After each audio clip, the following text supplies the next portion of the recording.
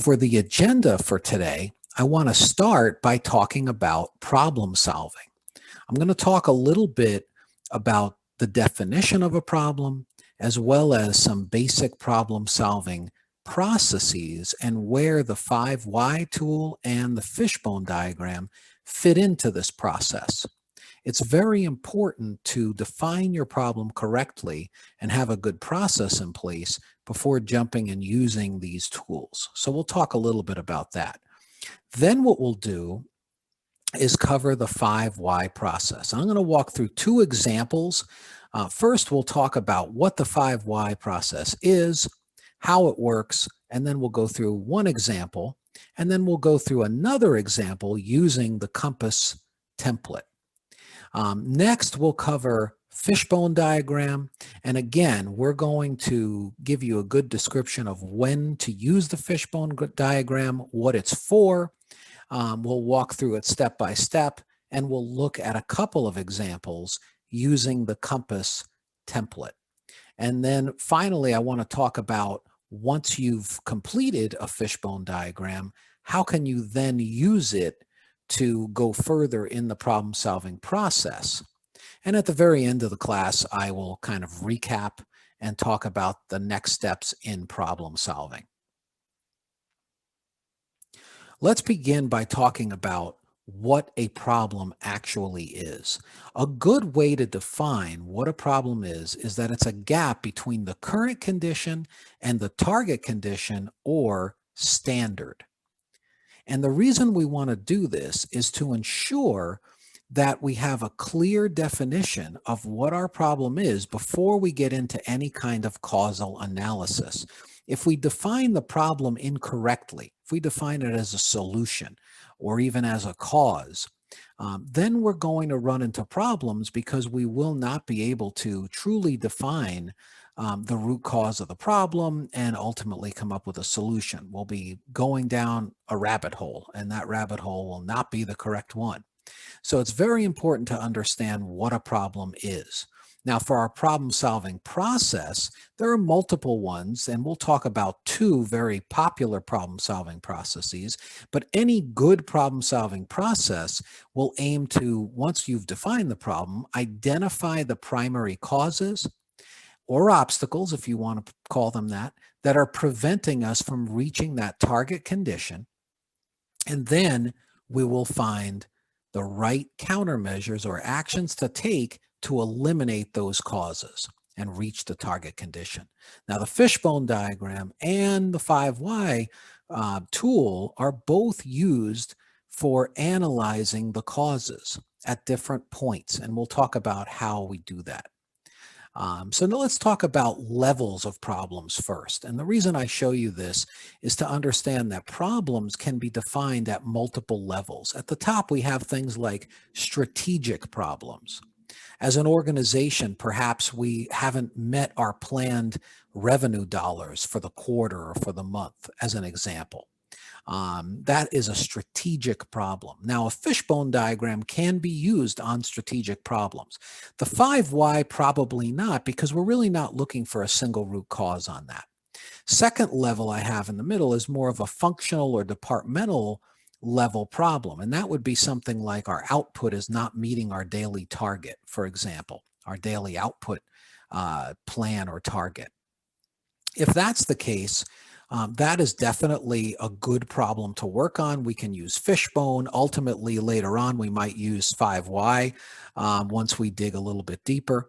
And then finally, we have the front line kind of problem, or almost an instance of a problem, like a purchase component has a defect, for example, or a product fails test, or we have some sort of error that has occurred, like a medication error, for example. These can actually be very useful with the 5 Whys, or I should say the 5 Why process can be very, very useful with these types of problems to identify that single root cause. Now, let's talk about a couple of problem-solving processes themselves, problem-solving methodologies. The first one is A3 problem solving, or Toyota might call it Toyota business practices. And that starts with defining the problem. which we've talked a little bit about. The second step is investigation, trying to break the problem down and identify things like potential causes, issues surrounding the problem, and then ultimately getting to the root cause, which is step 3. The rest of the process is sort of aimed at solutions, implementation of these solutions, evaluating the impact of these solutions, and then monitoring, standardizing, spreading, and maybe adjusting as needed. But for today, our tools will focus on steps 2 and 3. Really, the fishbone diagram is going to be used very early on in this process to identify the potential factors or causes. And the 5 why could be used at some point to identify a root cause for a single issue. Okay. Similarly, DMAIC, a very common process that we use routinely, begins again with definition of the problem, defining the customer requirements, the voice of the customer. But then we have measure, which is collecting data and facts. And then we have analyze. And these two, again, I have these in red because these are where we would use the tools that we're going to be focusing on today. Once we discover the critical or root causes of the problem, then again, we go into solution and follow-up, control, monitoring, etc. All right, so let's begin our tools discussion here with the 5 whys. 5 whys is one of the key tenets of the Toyota production system. It is a relatively simple process once you hear what it is, or you've heard of it already, and you might think 5 why is a very, very simple process, and that's true. And I encourage everyone to learn it and to practice it. But the issue with the 5 why is really the thought process and ensuring that you're really doing it correctly. And we're going to hit on some key points as we discuss this. What the 5 why process does is peels the onion. I have some pictures here of an onion because it's the idea that as we ask why, we're peeling those layers away and getting to the root cause, which is at the center. Now, how does the 5 why process work? We start by writing down our problem. Again, define the problem correctly, write that problem down, and then we ask why. Okay, we ask why the problem happens. We may not have that immediate answer right at that instant. We may need to go and see. We may need to go investigate a bit and find the answer and write it down below the problem. And it should be the immediate why to the problem. The next step is to then ask why again, okay, from step 1, and then write that answer down. May require some investigation, and then the immediate why after that. And we repeat that typically 5 times. Now, sometimes you will get to the root cause in fewer than 5 whys. Occasionally, it may actually be more, but we recommend going through 5 times, five whys. And it may be the case that earlier in the process, you have found the root cause, and we'll talk about that, or it may actually take that long. Now, let's look at our first example before we go into the compass template and example. Now, in this example, we have a very simple problem, and it's puddle of oil on the shop floor. And that's the point of recognition of our problem. So we've written that down. And immediately, our thought process might be clean up the oil. That might be our immediate countermeasure, but that's not really finding out why. That's not getting to the root cause. So let's go through the whys. So we ask why. And we find by looking that the machine is leaking oil. We ask why again, and that would be because the gasket has deteriorated. Well, why has the gasket deteriorated? Next step would be because we bought gaskets made of inferior material. Aha. Okay. Now we can keep going to the whole way through the 5, and we would say, why does that occur? Well, because we got a good deal on those gaskets. Why did that happen? Because purchasing is evaluated on short-term cost savings. So what do you do with this? This is an interesting one, because at the third why, where we said the gaskets were made of inferior material, Our countermeasure would be change the gasket specifications. And that probably would suffice here. If we were to do that, that would prevent this machine from leaking oil in that same way. So it is, in a sense, the root cause. But we went further, and as we did that, if we look at the very bottom, change the evaluation policy for purchasing agents, that would affect systemically these other issues that may also occur, other gaskets and parts and things that we're buying purely based on short-term cost savings. So there is some decision making that needs to be made here. I mean, we may decide initially, let's immediately change those gasket specifications, and that does solve the problem, or we may want to go further as well. Now, what I want to do here is just explain a couple of key tips. One I've already mentioned, and that's answer the why question with an immediate cause. Why did something happen? Answer just the immediate why. Don't jump down the causal chain. Now, to check on this, my tip is to use therefore backwards. So we would start with the very bottom and say, the purchasing agent gets evaluated on short-term cost savings. Therefore, we got a good deal on the gaskets. Therefore, we bought gaskets made of inferior material. Therefore, the gasket has deteriorated. Therefore, the machine is leaking oil. Therefore, there is a puddle of oil on the shop floor. Okay, and logically that makes sense because this was done correctly. But if you find when you go through that therefore process, if it doesn't make sense, you need to go back and question what you're doing and make sure you really have answered why with the immediate cause. All right, now let's actually use the compass tool, and we'll take another problem, and that is that our medication cart is not working inside a room within our hospital. Okay, so we're going to open the Compass 5Y template, and when you do that, it looks like this. And as you can see, we have in there, what is the problem under investigation? So that's where you first write your problem. You've defined the problem correctly, you write it down. This one is very simple. The medication cart is not functioning. By the way, if we were to use our problem definition, this is not meeting a standard. The standard there is that it should be functioning, right? Okay, so we write down the problem, and next it asks us why. So you get this first, why is that occurring? We would write in there the reason. We've investigated, we've looked at it, and the batteries are dead. Why are the batteries dead? They should be charging. Well, we looked, and the outlet where the charger is plugged in is not functioning. Why not? Okay, we looked at that, and we found that the outlet has gotten wet. Why has the outlet gotten wet? Water sprays on it from a sink nearby, which should not happen, but why is it happening? Well, the water pressure in the sink is too high. So again, we've got our root cause now, the water pressure being too high. Now let's revisit going backwards just to make sure this makes sense. The water pressure in the sink is too high. Therefore, water sprays on it from the sink nearby. Therefore, the outlet has gotten wet. Therefore, the outlet for the charger is not functioning. Therefore, the batteries are dead. Therefore, the medication cart is not functioning.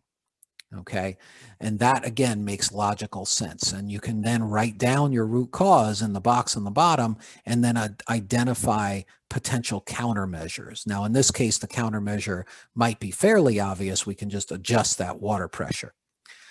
So that's the process for the 5Y. Now, let's talk about Fishbone. And again, I'll come back to the 5Y later a little bit and how these can kind of work together. Now, what is the Fishbone, sometimes called Ishikawa diagram, or even cause and effect diagram? This is a diagram that's used for identifying potential causes of a problem.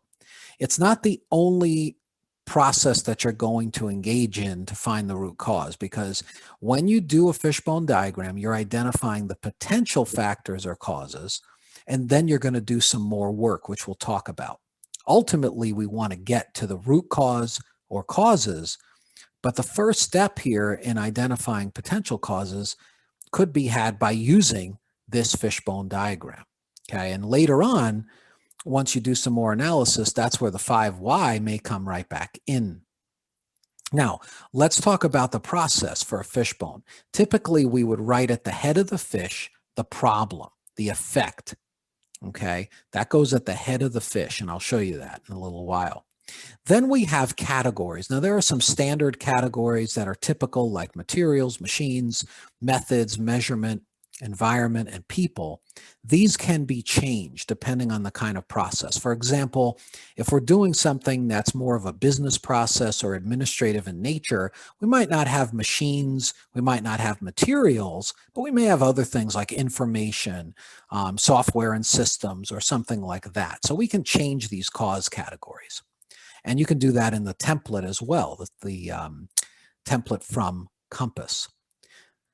So the next step, once we have the categories, is brainstorming. And it's brainstorming potential causes or factors for each category. So we brainstorm and write as many as we can within each category. And ultimately, as you're doing this, you're going to see that at some point you may have causes and some sub-causes that go in there as well. So some of the factors you're writing down may be related to other factors or other causes.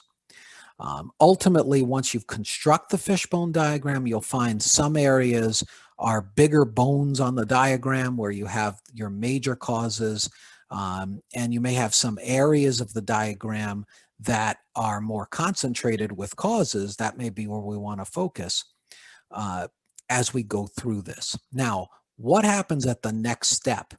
Once you've identified all the potential causes, as we'll see, we can use some other tools to get more data. Later, we'll talk about to get more precise here and narrow it down. One thing we can do, we'll talk about later, which is gather some data and do some Pareto analysis. We'll talk about that later.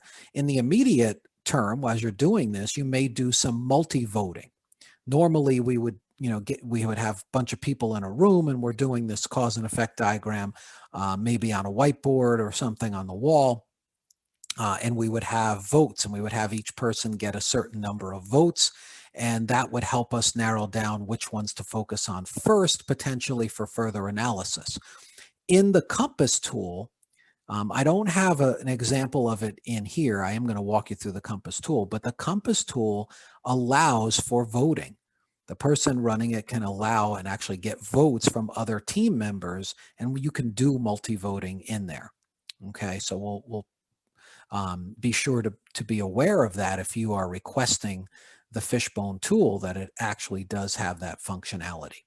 Now let's look at the tool. When you open the Fishbone Diagram tool from Compass, this is what you initially see.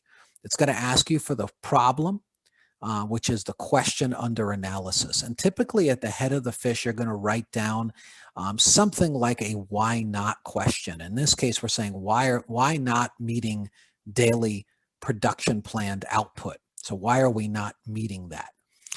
Then you can write in your team members and either select blank template or guided process. If you select guided process, you could be working with your team and start brainstorming and actually filling it in. So we have here some different categories, and within each category, we can actually fill in the factors that we've come up with as a group. And if you need more, you can copy and paste and actually add additional categories. Next, once you've entered all of your potential causes, what's going to happen is it will actually create the fishbone for you. You can copy and paste that into things like an A3 diagram or a PowerPoint or whatever it is that you would like to use this on. In this case, we have the same problem I just mentioned. Why are we not meeting daily production output as planned? And we have some different factors or causes here, potential causes. Now, what do we do with this? That's what I was referring to earlier. We're going to take some of these causes and investigate them further to find out which ones are really the most important. And this is where you could also use the voting, as I mentioned, if you want, and do a little multi-voting. Another functionality that I'm not demonstrating here is a nested fishbone. You can actually have more sub causes or a sub fishbone to one of your factors. You can actually do that as well. Okay, but we're going to keep it simple as far as today's lesson. Now, example 2 is going to be a non-manufacturing example. This actually came from a health plan dealing with health insurance. And the question is, why are there errors in the data? This was a company that had particular problems with correction and finding errors late in the process. So they brainstormed some potential factors or causes that create these errors. And you could see they did not use the same categories, because that really didn't make sense. They have environment, they have program, they have people, policies and procedures, and systems.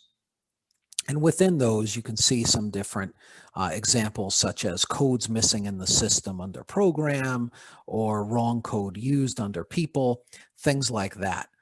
Okay, so now with these kinds of fishbones, now how do we find out which of these causes is the most significant? Okay, well, one way to do that is to use Pareto analysis, and it's a good follow-up to the fishbone. It's a very simple tool, and it's based on the 80-20 rule, okay, which is the idea of focusing on the vital few, or the 20% that affect 80% of our problem. So it can really help us in this case to find what the most significant causes are. All right, so how do we create a Pareto chart? Now, let me just mention that if you have Compass, Compass can create a Pareto chart for you. But the basics of a Pareto chart are, first of all, we need to understand what we're going to be measuring, what the process is. We need to know over what time period and frequency we're going to be collecting data, and we need to collect some data. Now, it may be automatically collected for us already, and we just need to go back and dig into it and pull it out, or we may need to go ahead and collect it. But what we're collecting typically for a Pareto chart in this case is going to be our potential causes and the number of times those actually were the case. So in this case, if we're not meeting our daily production and working overtime, we're going to find out how often different causes were responsible. So in this case, we have packaging machine down 154 times, test failure 45 times, out of material 22 times, and then other 20, and that could be onesie-twosie things that we're probably not going to focus on. Now we can take that and create what's called a Pareto chart. Now that can be done in Compass, but this is just an Excel example, and it's basically looking at the same data we just saw on the previous page, where we have packaging machine down. That accounts for 64% of the cases, the times when we had to work overtime because we didn't meet our plan. Test failure, which is another 19%, making it 83%. Then we have out of material and our other. Now, in this case, we would focus on packaging machine down, and we would dig into that problem. Perhaps we would do a second level of Pareto to find out what the causes are. And then even with those causes, let's say there's a particular failure that happens in the packaging machine frequently, we can go back to our 5 why process and find the root cause. Why does this particular component fail on our packaging machine so often? And we can start digging into what the causes are. So these tools definitely are all related and all very useful. Now, what would happen next? Once we identify our root cause, then we get our team back focused on innovation, and we're going to be brainstorming what we would call solutions or countermeasures. And so we systematically decide on a solution or a set of solutions, and any good problem-solving process is going to have us test our solutions and then finally implement them full scale once we've validated that they work, and then put in place a control plan where we're monitoring and sustaining the solution that we have come up with, okay? Now, let's just summarize with some key points. First of all, it's very critical to define the problem correctly first. That's really important. Without a proper problem definition, anything we do, a fishbone, a 5Y, Pareto, any tool we use is really not going to be effective because we're not working on the right thing. So we need to define the problem correctly. Secondly, fishbone diagram can be used early on to identify potential causes, potential factors that affect our problem.